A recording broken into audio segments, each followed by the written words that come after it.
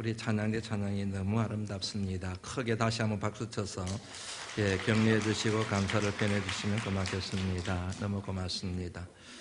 다시 한번 설날을 맞이하여 새해를 맞이하여 사랑하는 성도 여러분 가정과 여러분들 하시는 일 가운데 우리 하나님의 크신 은혜와 축복이 넘치시길 주의 이름으로 축원합니다.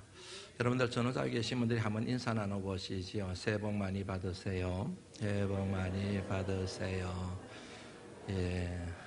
새해 복 많이 받으라고 그렇게 우리가 덕담을 나누었는데 누가 주는 이가 있어야 되지 않겠습니까? 새해 복 많이 받으세요. 그랬으니까 주는 이가 있어야 받는 게 있을 것 아니겠습니까? 누가 복을 주실까요? 잘 아시네요. 하나님이지요.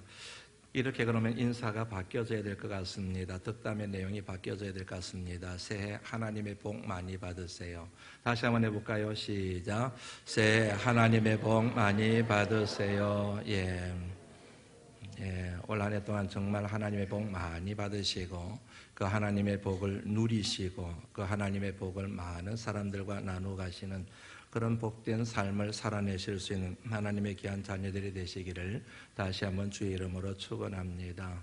며칠 전에 2018년 새해 설날을 보냈지요.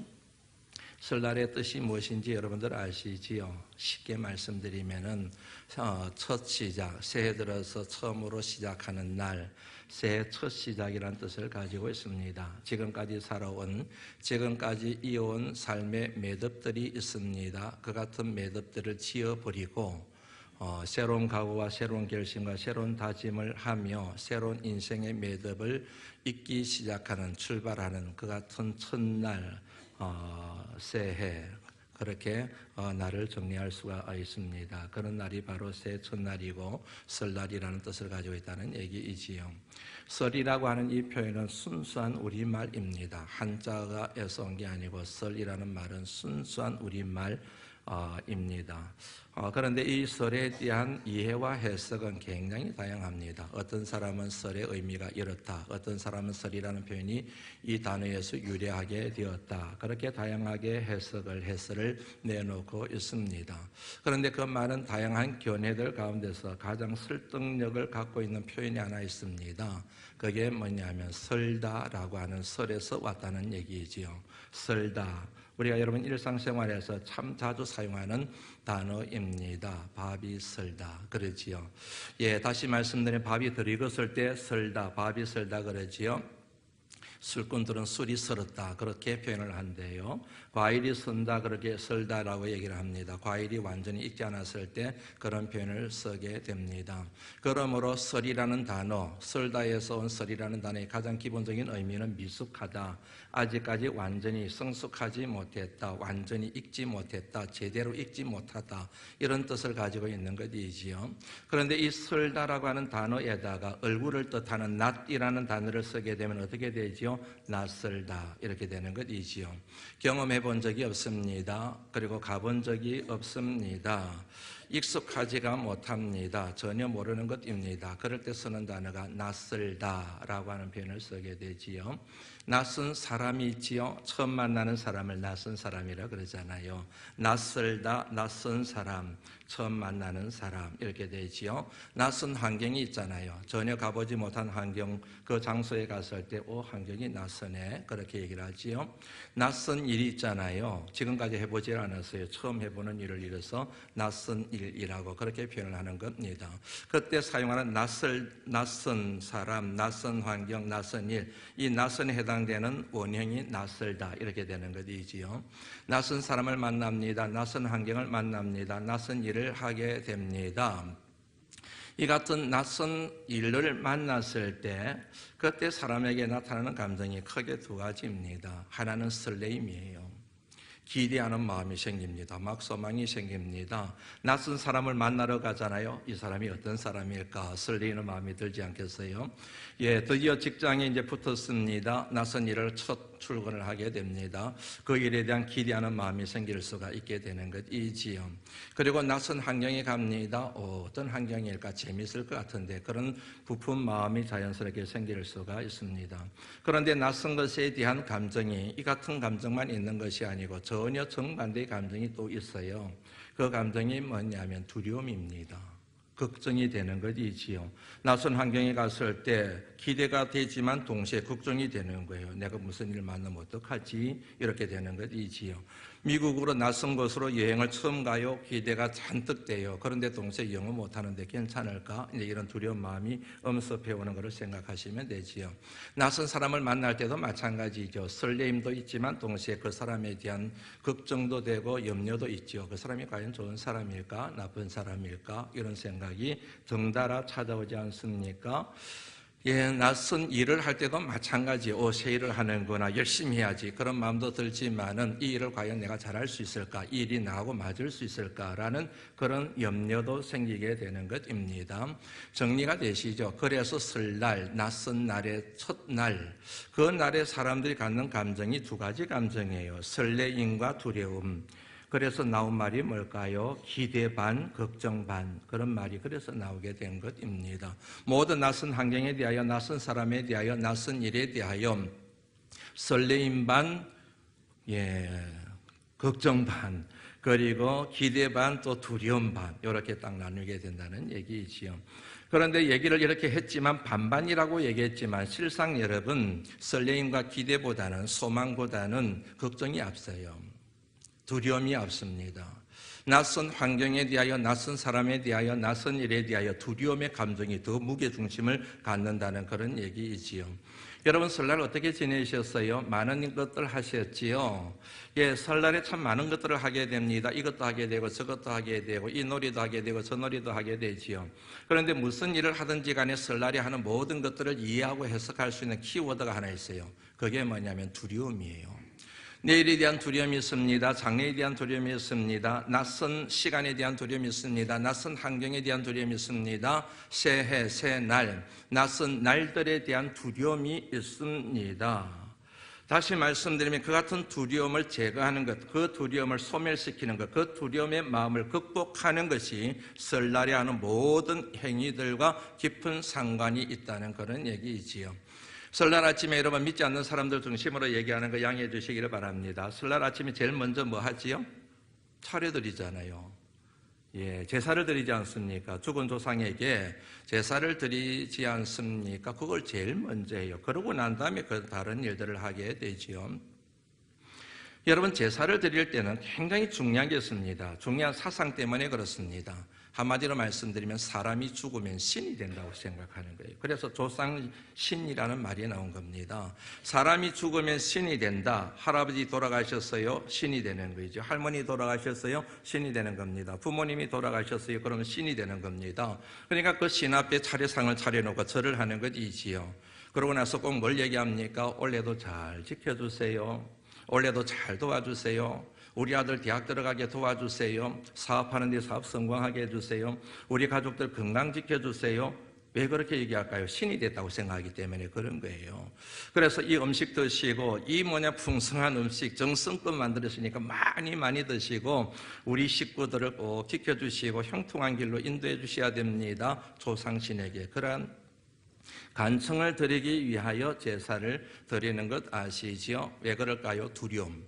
새날에 대한, 낯선 날에 대한, 낯선 해에 대한 두려움이 제사를 드리게 만든다는 얘기지요. 그러니까 조상신의 뜻이나 조상신의 관심은 관심이 없어요. 오직 조상이 신이 된 조상의 힘을 빌려서 올 한 해 동안 그 두려움이 없는 삶을 살아가고 싶은 그런 간청이 그 제사, 차례를 드릴 때 나타나게 되는 것이지요. 여러분, 이 같은 제사에 담겨있는 이 같은 정신을, 이 같은 사상을 여러분 수용하시거나 그게 넘어가시면 안 됩니다. 앞서 말씀드린 것처럼 제사를 드리는 가장 중요한 정신은, 전 사상은 뭐냐면은 사람이 죽으면 신이 된다는 것이거든요. 그런데 여러분, 사람이 죽으면 끝이에요. 신이 되지를 않아요. 하나님의 심판대 앞에 서게 될 뿐입니다. 만약에 여러분 사람이 죽어서 신이 된다고 한다면은 죽음을 빨리 죽어야지요. 신이 되는데 왜 죽음을 두려워합니까? 모든 인간의 두려움의 뿌리 중에 뿌리는 죽음이거든요. 왜 오래 살려고 그렇게 몸부림칩니까? 왜 그 병든 생활을 합니까? 빨리 죽어가지고 신이 돼서 내 마음대로 살고, 나를 괴롭혔던 놈들을 막 이렇게 하고, 나한테 잘해줬던 사람들은 막 이렇게 해주는 신나는 생활이 기다리고 있는데 빨리 죽어야지요. 신이 돼야 되잖아요, 신이. 그런데 사람들이 그러질 않아요. 죽음 앞에 두려워해요. 그리고 여러분, 만약에 죽고 난 뒤에 사람이 신이 된다고 한다면은 돌아가신 분에 대하여 슬퍼할 이유가 없지요. 신이 되셨는데, 우리 아버지가 신이 되셨는데, 야, 이제 우리 아버지 병상 생활하다가 그렇게 무력한 삶을 살다가 이 세상에 정말 보잘것없는 삶을 살다가 이제는 신이 되셨구나. 야, 이제 우리 아버지 이제 신이 되셨으니까 우리를 지켜주시고 우리를 보호해주시니까 이제 왔다다. 우리 이제 형편은 쳤다. 야, 우리 축하하자, 즐거워하자. 이래야 되는 게 맞잖아요. 신이 됐는데. 돌아가시는 순간부터 신이 되어서 이제 우리 후손들을 지켜주시고 보호해 주시는데 왜 우리가 슬퍼해야 됩니까? 왜 눈물을 흘려야 됩니까? 왜 절망해야 됩니까? 만약에 사람이 죽어서 신이 된다고 한다면 슬퍼할 이유도 없고 죽음을 두려워할 이유도 없고, 그리고 한시라도 빨리 죽기 위하여 몸부림쳐야 되는 게 맞는 것이지 않습니까? 그런데 사람들이 죽음을 두려워해요. 그리고 죽음 앞에 슬퍼해요. 왜냐하면 사람들은 말은 그렇게 하지만 사람이 죽으면 신이 된다고 생각하지만 그 생각이 잘못됐다는 것을 본인들 스스로가 알고 있는 거예요. 사람은 죽으면 절대로 신이 될 수 없다는 사실을 알고 있는 거예요. 그런데 스스로 자기를 세뇌시키고 자기 스스로를 속이면서 그렇게 해야만 이 낯선 환경에서, 낯선 시간에서, 낯선 자리에서 살아갈 수 있는 힘을 얻을 수 있기 때문에 그 같은 제사라고 하는 방편을 통하여 자기 스스로 위안을 삼는 그 같은 목적이 있다는 사실을 저와 여러분들이 그 제사에 담겨있는 약점을 들여다보면 쉽게 이해가 될 수가 있는 것입니다. 여하튼 어떤 식으로든지 간에 제사를 드리고 차례를 드리는 궁극적인 이유는 뭐라고요? 두려움에서 기인된 겁니다. 조상이 배고프니까 잘 먹여야 된다, 이게 아니라 그 조상을 여러분 마음을 달래서 어떻게 하든지 내가 갖고 있는 미래에 대한 두려움, 장래에 대한 불투명한 이 같은 두려움의 문제를 해결하기 위하여 차례를 지내고 제사를 드린다. 그렇게 정리해도 크게 틀리지가 않을 겁니다. 그 다음에 제사상을 물리고 난 다음에 뭐 하지요? 세배를 인제해요. 세배를 드리게 됩니다. 세배를 하고 세배를 받지요. 세배를 주고 받을 때 가장 중요한 것이 뭘까요? 그럼 어린애들은 세뱃돈 그러거든요. 그런데 여러분, 세뱃돈보다도 세배하고 받을 때 가장 중요한 포인트는 덕담입니다. 덕담. 세배를 드리면서 할아버지, 할머니, 아버지, 어머니 건강하세요, 장수하세요, 아프지 말고 오래오래 사세요, 복 많이 받으세요, 덕담을 하게 되지요. 그리고 세배를 받은 사람도 세배하는 사람에게, 그래 올해는 열심히 살거라, 건강해라, 대학에 꼭 들어가거라, 사업이 번창하기를 바란다, 너희 식구들 오손도손 평화롭게 잘 살아라, 그렇게 덕담을 하게 되지요. 이 같은 덕담을 하는 중요한 사상이 있습니다. 그게 을령사상입니다. 우리나라 사람들에게 여러 가지 삶을 지탱하고 삶을 움직이게 하는 원리가 되는 사상들이 있는데 그 중에 하나가 을령사상. 다시 말하면 말에는 영이 들어있다는 거예요. 사람이 모든 입에서 나오는 말에는 생명이 들어가 있다는 것입니다. 그래서 좋은 말을 하게 되면 좋은 일이 생기게 되고 나쁜 말을 하게 되면 나쁜 일이 생긴다. 덕담은 무슨 말이에요? 좋은 말이거든요.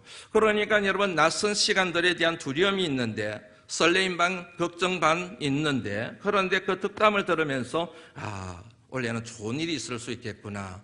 다시 말씀드리면 덕담을 나누는 것도 결국엔 두려움으로부터 출발했다는 사실을 알 수가 있지요. 그 같은 세배를 이제 끝나고 난 다음에 식사를 하지요. 그리고 식사를 끝내고 난 다음에 놀이를 합니다. 설날에 가장 많이 하는 놀이 가운데 하나가 윷놀이지요. 여러분, 윷놀이가 뭔지 아시죠? 음양오행설에 따라서 인간의 길흉을 점치는 놀이가 바로 윷놀이입니다. 그게 한번 웃고 떠들고 내기에서 누가 탔니 안 탔니 그렇게 여러분 짚고 넘어갈 얘기가 아니라, 거기에는 여러분 길한 일이 생길 것이냐, 앞으로 내 앞에 흉한 일이 생길 거냐를 점치는 그 같은 의미를 갖고 있는 놀이가 바로 윷놀이라고 하는 것입니다. 뭐가 나왔어요? 유치 많이 나왔습니다. 내가 이겼습니다. 원래 좋은 일이 있겠구나. 사람들 저마다 그렇게 얘기하잖아요. 저요. 항상 도만 나와요. 그 다음에 개만 나와요. 하는 쪽쪽이 다 져요. 그런데 그것을 보상을 해서 길한 일로 바꿔가는 그런 또 노력들을 막 하게 되고 그러죠. 춤을 추기도 하고 또 벌을 받기도 하고 이제 하는 것이지요. 그 다음에 이제 이렇게 얘기하려고 하면 한도 끝도 없는 겁니다. 그 중에 하나가 또 소개하고 싶은 게 연날리기를 해요. 겨울이잖아요. 바람이 불잖아요. 연날리기를 하는 것이죠. 연날리기의 백미가 뭔지 아시죠? 사람들은 연싸움이라고 생각하는데 연싸움이 아니라 연을 마지막 순간에 줄을 끊어서 날려버리는 것입니다. 그 연에다가 모든 애군을 실어서 날려버린다는 그런 의미가 있는 겁니다. 원래 우리 가정에 미칠 수 있는 모든 악한 기운들을 그 연에 살아서 다 날려버리기 때문에 원래 우리 가정에는 길한 기운들만 넘치게 될 것이다. 이 같은 주술적인 의미가 연을 날리게 하면서 연을 끊어서 날려버리는 것이지요. 이 놀이 역시 무엇으로부터 시작된 겁니까? 두려움에서 시작된 거예요. 이 같은 설날이 하는 이 같은 일, 저 같은 일들을 결정판이 하나 있는데 그게 뭐냐면 점을 보는 겁니다.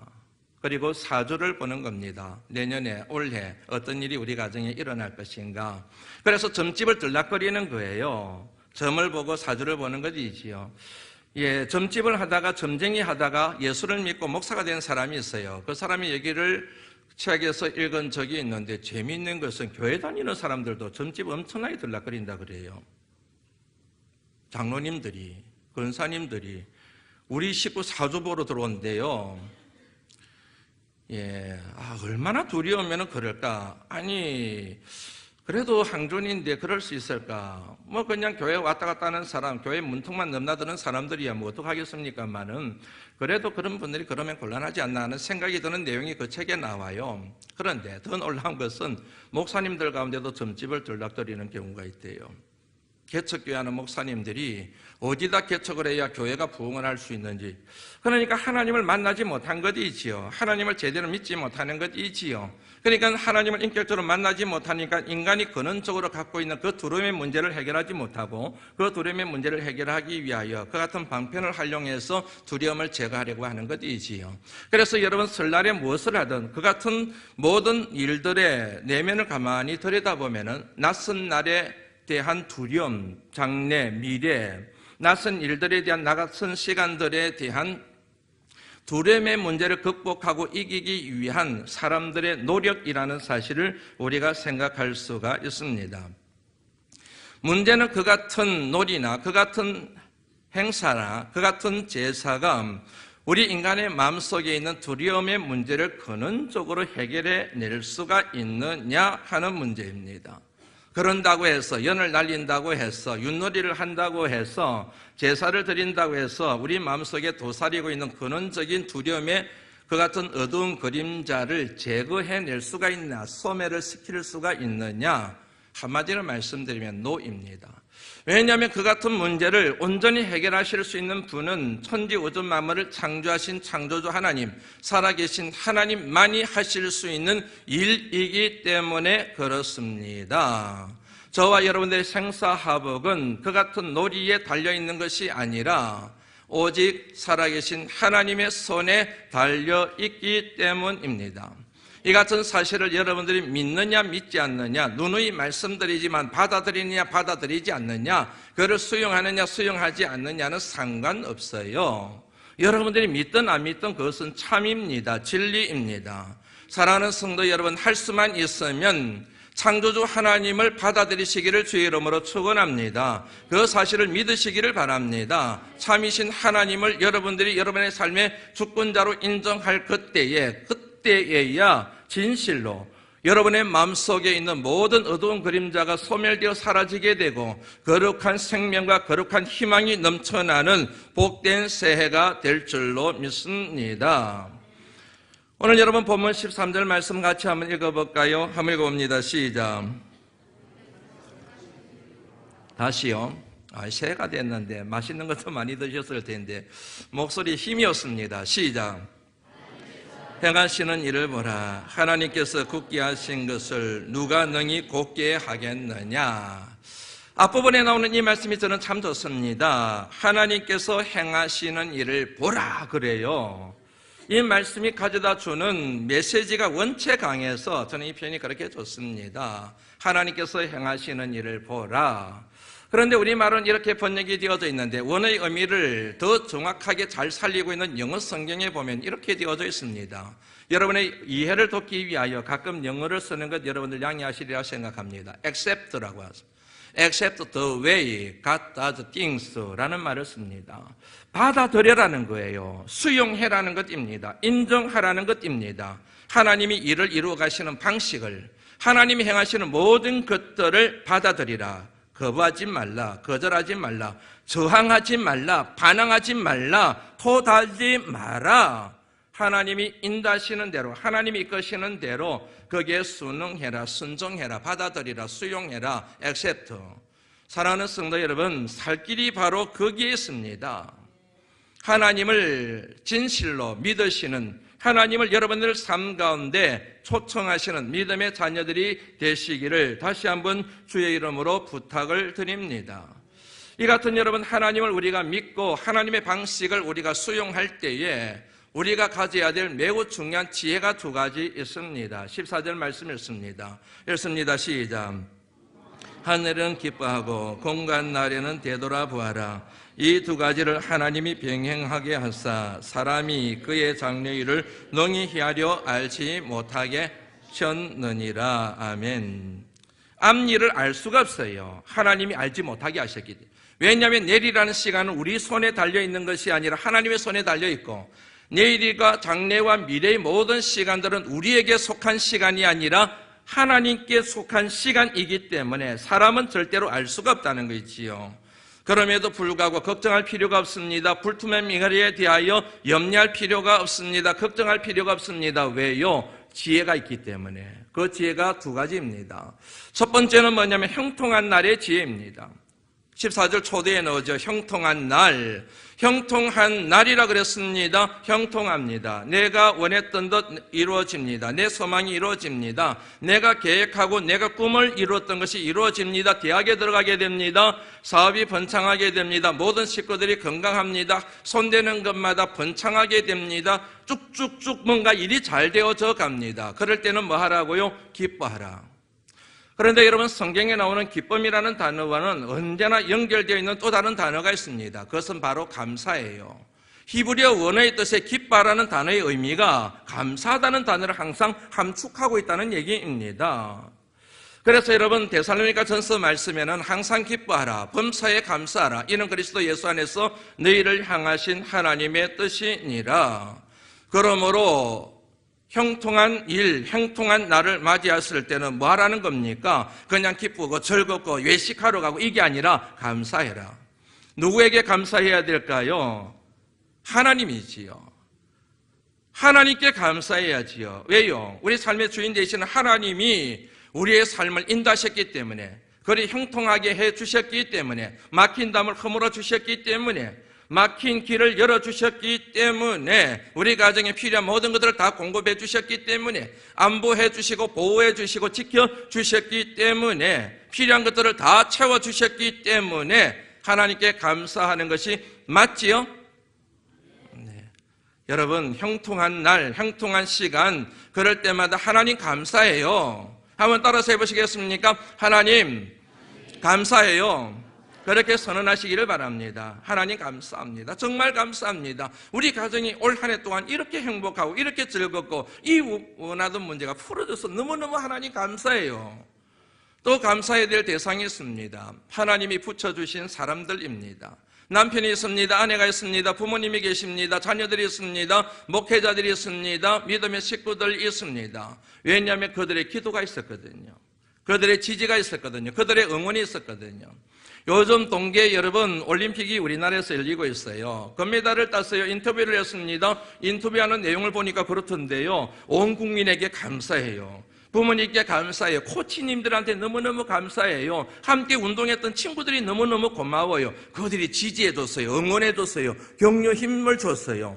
그래서 감사하던데요, 그게 사람의 도리예요. 여러분, 형통한 일, 여러분 저절로 된 거 아닙니다. 내 힘으로 된 것 아닙니다. 내 노력으로 된 것 아닙니다. 나 한 사람의 힘으로 어떻게 그 일이 가능하겠습니까? 첫째는 하나님의 은혜요. 두 번째는 하나님이 붙여주신 사람들 때문에 그런 거이지 않겠습니까? 그러니까 그 사람들에게 감사하는 게 맞지요. 올해는 여러분 감사가 충만하시기를 주의 이름으로 축원합니다.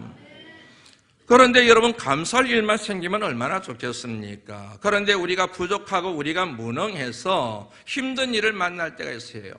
어려운 일을 만날 때가 있습니다. 그때는 어떻게 해야 되느냐? 한번 읽어볼까요? 14절 초도 다시 읽어봅니다. 시작. 형통한 날에는 기뻐하고. 그렇지요. 공고한 날, 어려운 일을 만났을 때, 눈물 나는 일을 만났을 때, 고통스러운 일을 만났을 때, 사방으로 우겨 삶을 당하는 일을 만났을 때, 너무너무 답답하고 속이 상할 때, 도망가고 싶을 때, 죽고 싶을 때 확 뛰어내버려. 이 같은 마음이 울컥울컥 치밀 때, 외로움을 느낄 때, 그럴 때는 뭐 하라고요? 되돌아보라는 거예요. 되돌아보라. 옛날 성경 버전에는 think, 생각하라는 단어가 나와요. 생각해라. 여러분, 성경에 사용되는 단어는 1차적인 의미만 있는 게 아니고 2차적인, 3차적인 의미가 있어요. 생각하다는 단어가 함축하고 있는 또 다른 의미가 있습니다. 바라보다는 뜻을 갖고 있어요. 바라보다. 공간 일을 만났을 때는, 어려운 일을 만났을 때는, 힘든 일을 만났을 때는, 절망적인 환경에 있을 때는 바라보라. 첫째는 어디를 바라봐야 될까요? 하나님을 바라보는 거죠. 어려운 일을 만났을 때, 힘든 일을 만났을 때 하나님을 바라보는 것이지요. 괴로운 일을 만났을 때 하나님을 바라보는 것이지요. 괴로울 때 주님의 얼굴 보라. 함께 여러분 찬양 부르면 좋겠습니다. 시작. 다른 반주가 될 것 같아요. 마음에 딱 새기고 부르면 좋겠습니다.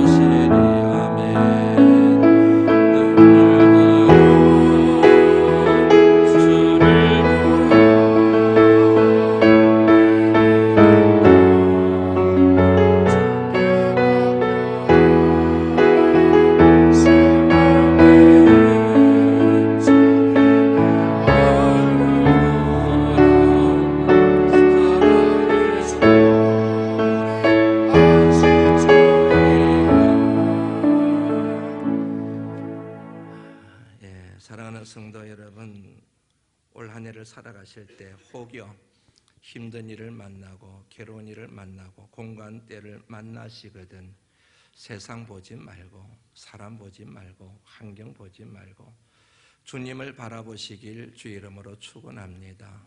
그런데 틀렸어요. 제 표현에 오류가 있습니다. 주님을 바라보시면 안 됩니다. 주님만 바라보셔야 됩니다. 내 앞길 멀고 험해도 나 주님만 따라가리.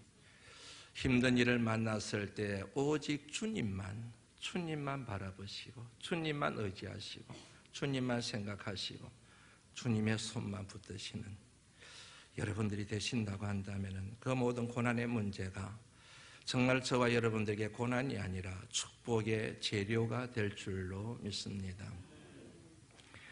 여러분, 우리가 고난의 문제를 만났을 때 하나님도 바라봐야 되지만 또 바라봐야 될 대상이 하나 더 있어요. 그게 뭐냐면 나 자신이에요. 내 죄입니다. 왜냐하면 하나님이 우리가 하나님을 떠났을 때 하나님 앞에 범죄하였을 때 그 죄를 자각하고 그 죄를 하나님 앞에 있기 위하여 우리에게 고난의 길로 인도하실 때가 있으시거든요. 그래서 이런 고난이 왔을 때는, 어려운 일을 만났을 때는 한두 번쯤은, 아니면 문제가 해결될 때까지 내 죄가 없는가, 내가 하나님 앞에 잘못한 것은 없는가, 그렇게 돌아보는 지혜가 중요합니다. 그리고 하나님 앞에 이렇게 기도하는 것이지요. 하나님, 지금 힘듭니다.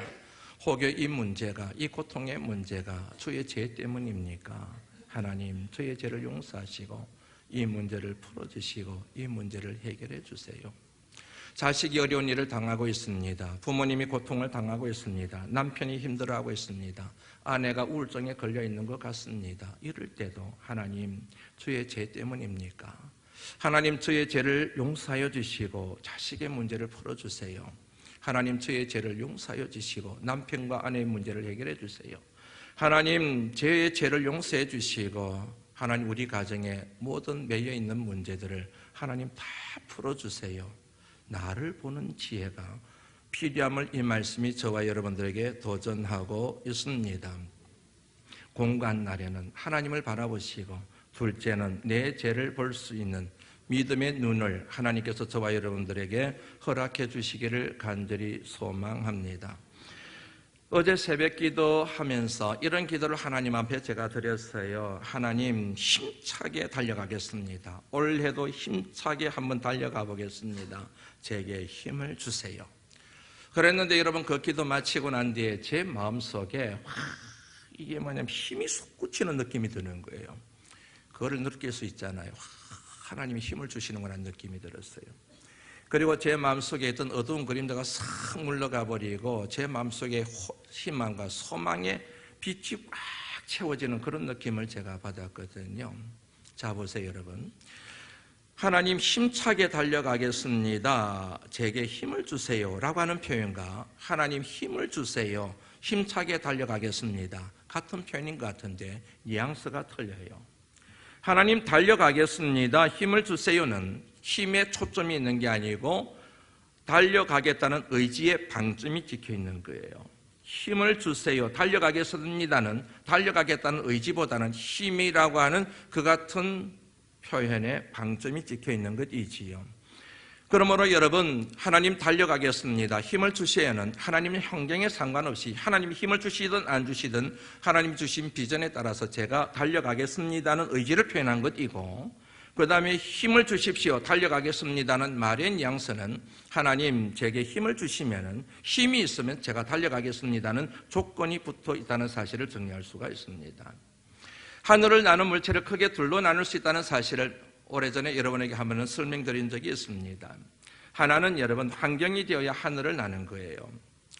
조건이 갖추어져야 하늘을 날 수 있는 비행물체가 있습니다. 그 비행물체를 글라이더라고 얘기를 합니다. 글라이더는 그냥 날 수가 없습니다. 반드시 바람이 불어야 됩니다. 바람이 불지 않으면 글라이더는 하늘을 날 수가 없습니다. 바람이 불어도 너무 세게 불면 날 수가 없습니다. 적당한 바람이 불어야 글라이더는 하늘을 날 수가 있습니다. 그런데 이 같은 조건과 환경이 구비되지 않아도 하늘을 날 수 있는 비행물체가 있습니다. 바로 비행기입니다. 우주선입니다. 물론 때에 따라서는 허리케인 같은 강력한 이 같은 비바람이 환경 조건이 될 수 있기는 하지만 거의는 다 웬만한 환경에서도 뜰 수가 있습니다. 왜냐하면 엔진이 있기 때문입니다. 그 자체에 동력이 있기 때문에 그렇습니다. 앞서 말씀드린 것처럼 글라이더는 자체 동력이 없습니다. 모든 동력을 외부에서 얻게 되는 것이지요. 글라이더는 난다라고 표현합니다. 그런데 비행기 우주선은 뜬다라고 얘기를 하는 것입니다. 두 불의 인생이 있을 수가 있습니다. 나는 인생이 있는가 하면 뜨는 인생이 있습니다. 글라이더 같은 인생이 있는가 하면 비행기 같은 인생이 있습니다. 환경과 조건이 갖추어지면 움직이는 인생이 있는가 하면 환경과 조건에 상관없이 도전하는 인생이 있습니다. 하나님, 달려가겠습니다, 그러니 힘을 주세요라고 말하는 믿음의 사람이 있는가 하면 힘을 주셔야 제가 달려가지요, 그렇게 말할 수 있는 믿음이 있을 수가 있습니다. 어떤 인생이 근사한 인생이고 어떠한 인생이 하나님이 사용하시는 인생이 될 수 있는지는 누구든지 판가름할 수가 있습니다. 사랑하는 성도 여러분, 다시 한번 새해를 맞이할 수 있는 기회를 하나님께서 저와 여러분들에게 주셨습니다. 새해 새날이 밝았습니다. 달려가시기 바랍니다. 힘차게 달려가시기 바랍니다. 날아오르시기를 바랍니다. 독수리가 되셔서 창궁을 차오르는 하나님의 거룩한 자녀들이 되시기를 주의 이름으로 축원합니다. 걱정하지 마세요. 염려하지 마세요. 두려워하지 마세요. 하나님이 여러분들과 함께 하십니다. 여러분들의 날개가 되어 주실 것이고 여러분들에게 필요한 날개를 우리 하나님이 허락해 주실 줄로 믿습니다. 낯선 해에 대하여, 낯선 날들에 대하여, 낯선 시간에 대하여 조금도 걱정하지 마시고 염려하지 마시고 두려워하지 마시고 기대하는 마음과 소망하는 마음과 그리고 설레임으로 가득 찬 하나님의 자녀들이 되시는 그 같은 믿음을 이 시간 저와 여러분들에게 하나님이 주신 줄로 믿습니다. 말씀을 마무리하면서